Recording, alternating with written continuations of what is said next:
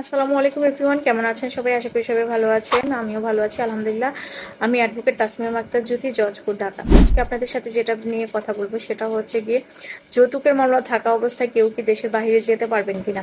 এটা কিন্তু অনেকে আমার কাছে জানতে চান। চলুন তাহলে এই বিষয়টা নিয়ে আজকে কথা বলা যাক। নরমালি হচ্ছে যৌতুকের মামলাটা যদি অমীমাংসিত থাকে এবং বাদী যদি সমস্ত কাগজপত্র ইমিগ্রেশনের অফিসারের কাছে জমা দিয়ে থাকেন, এয়ারপোর্টে জমা দিয়ে আসেন ইমিগ্রেশন অফিসারের কাছে, তাহলে সেই মামলা অমীমাংসিত থাকা অবস্থায় তার যাওয়ার ক্ষেত্রে রেস্ট্রিকশন থাকতে পারে। তবে সে জামিনে থাকলে আবার যেতে পারে। আবার যদি সেই কোর্টের মাধ্যমে যদি বাদী আবার আবেদন করে যেন বিদেশ না যেতে পারে, কোর্ট যদি মনে করে যে সে বিদেশ গেলে পলাতক হতে পারে বা এই মামলায় তার বিরুদ্ধে রায় আসতে জেল হতে পারে, সেক্ষেত্রে কিন্তু কোর্টও তাকে বাধা দিতে পারে এবং পাসপোর্টটা নিজের জিম্মায়, মানে আদালতের নিজের জিম্মায় রাখতে পারে। আমার মনে হয় যে সেটা হচ্ছে গিয়ে মামলাটি পুরোপুরি নিষ্পত্তি হওয়া ছাড়া না যাওয়াটাই ভালো।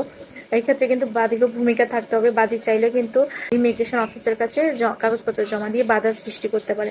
আশা করি বুঝতে পেরেছেন। সবাই ভালো থাকবেন, সুস্থ থাকবেন। আর কোনো কিছু জানার থাকলে অবশ্যই আমাকে কমেন্ট করে জানাবেন, সেটা নিয়ে আমি পরবর্তীতে আপনাদেরকে ভিডিও দিব। আল্লাহ হাফেজ।